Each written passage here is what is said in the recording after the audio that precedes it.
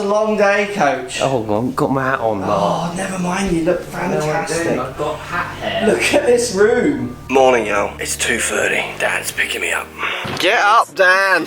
We are up. And we're off. Let's go and see if Lockie's got any get-upness about him. There he is, Dan. There he is. Oh, look, hoodie's up. Hoodie up. Is he gonna... Here he is. Take Lockie out. There he is, look. All right, Coach? All right. Very early.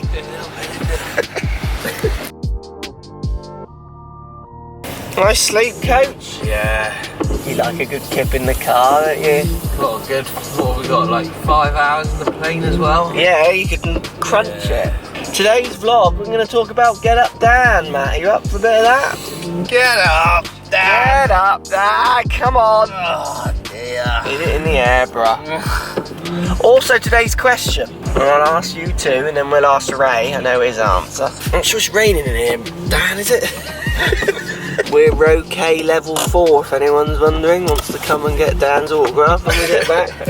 It'll be like the Beatles, won't it? When we get back, they'll be just lined up waiting for Dan. He's just still laughing at his fart, that. He's so basic.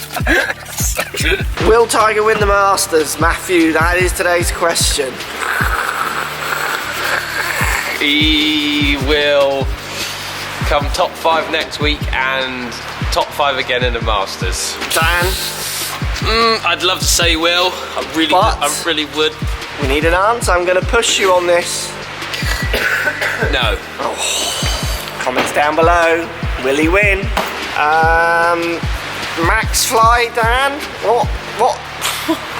What date are we in? What's the date today, Matt? What year is it? Last time I went away on holiday. It's Raymondo. Hello. How art thou, Raymondo, your golf channel? Fresh as, Mark. We're not playing golf today, bro. Oh. How awkward. Tiger Woods, can he win, or will he win Augusta? At the Masters, will he win the Masters? Can he win? Yes. Will he win? No. Ooh.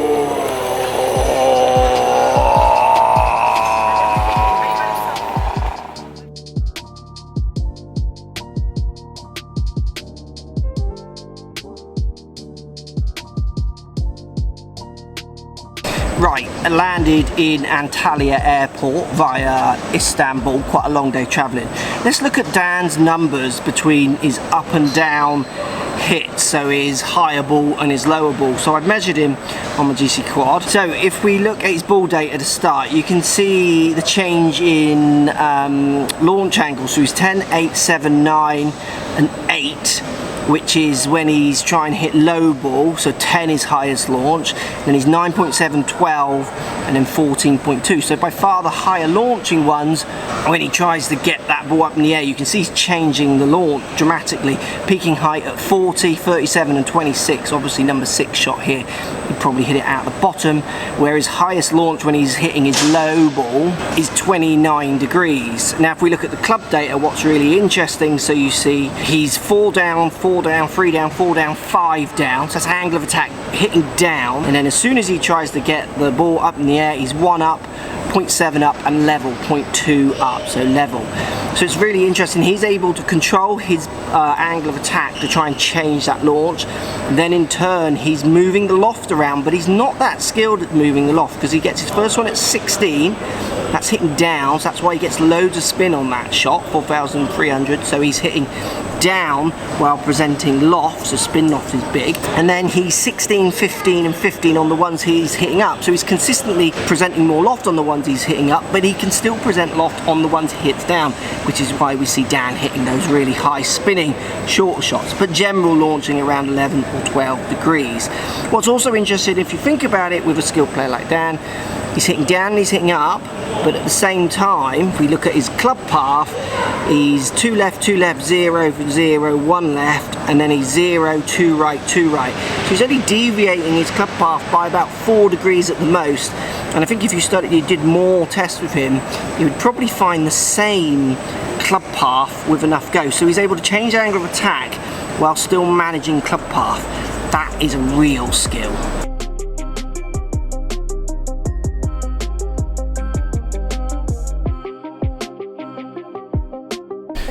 Wow, I am tired. Right, we'll see you in the morning. It's dark. I'm very tired, been up since 2 a.m. and we'll continue this tomorrow. We'll see how Dan gets those angles that we talked about. It's interesting when you watch his swing. I think you'll all learn quite a lot from it. See you in the morning. Morning. We're on the golf course. There's Rayla filming. Dan and Matt all sizing things up. I've been bitten.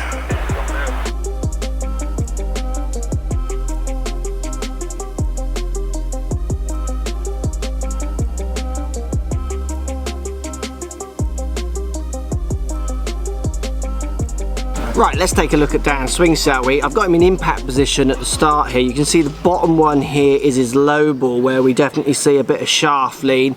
Top one being his higher ball, where he's trying to line the shaft up with the face. So he is totally manipulating loft, like we saw on his numbers, not always successfully, but he's certainly trying to manipulate angle of attack to change his ball flight. Now the top swing is the swing he feels less comfortable doing, bottom swing he feels more comfortable doing. Now if we take him up to the top of his backswing, what's interesting is we see a noticeable move forwards as he completes the top of his backswing. Dan is already prepping, so we're going to drop a line down. Let's bring this one back. So look at the difference in the body position, hips and body. The bottom swing, the low swing, he's already starting to go forward. He's already starting to change that body position, that shift forward, because he knows he wants to hit the ball and feel like he is stood more on top of it. Where with the top swing, he's going to do everything he can to hang back. Look at the difference in his head and upper body shift. So he's using very much body tilts. And then if anything, his hips kind of come out from below him, don't they? They push forwards from below him to give him those tilts, to change that angle of attack. This is a skilled player playing with delivery to make him feel comfortable and then maybe squeeze a bit more yardage out. What I see from amateurs is them always trying to produce the perfect swing. But these very, very visually different actions promoting functional shots that help him get round the golf course. What's going on? This is a walk-in wardrobe. You've walked in it. Oh, look. Oh, might put that on after my bath. Straight in the case. Big shower though. Look, I love that. You're from the top. Hours Yeah. Love That is. And it's Oh. big, isn't it? Shall we? Oh, I think the morning. brush teeth together. What's this? That's a shower cap. Oh no, it's a rough scrubber, I think. Oh, scrub those toes. Oh, I might take that home. That's nice on your back, isn't it? For Lauren. Yeah. Bought you a treat. Always thinking of it. Yeah. There's Dan. All right, Dan. All right, Dad.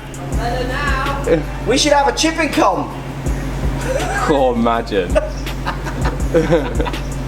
So one of the biggest lessons for me, for you guys and girls to take away from what we see from Dan is a few things. He's got shots that are functioning for him. One's built around more distance, one's built around trying to hit it straighter. Also, if we look down the line in the videos, you can see he's making efforts in his tilts that also change the swing direction. So we see the direction of the swing going one more behind him on the hit up, one more out level with him, if you like, on the one he's hitting down. If I was to ask Dan, which I've done, what his club path is he feels when he's hitting up or down, he would say he feels very zero. But if you look on a 2D camera like we're looking here, they are very different swing directions. But remember, swing direction isn't path, because you've got to work up and down in there. So he's also a great example how trying to just get on playing can be the worst advice ever, because if you look at the plane angles of both of these shots, you might read one as more in to out, one as more out to in, when Dan's trying to hit the same numbers, which he can do from both of those movements. Also, as I've said many times, this swing direction, this angle, is going to be reflective of tilts, which then is going to be reflective of up and downs as well. Great way for you guys and girls to practice at home. Think about trying to hit down with a driver, think about trying to hit up with a driver, think about the way you're moving your body. Try hitting some long shots where you are feeling like you're tilting back, see what shapes it does. Feel somewhere you feel like you're turning more on top of the ball, see what shapes it puts in there, and use that information, that kind of data if you like, in a practice session to think, right, when I try and hit up, so when I try and tilt more, change my angle of attack to be more up, I'm getting more overdraws, say, and higher shots which do go longer, and then use them in the right situation. That's exactly what he's doing. He's using different irons, different hybrids and fairways and lofted wedges, he's using them as tools to help him get round. While at the same time, he's using the same clubs but manipulating them to help him get round every time. It's about being functional. And Dan generally is quite functional, and you can see how he's manipulating his swing to try and make himself perform as well as he can in situation. What an evening, what a view. More golf tomorrow. Night, Dan. Night, Rory. Bye. See you in the morning.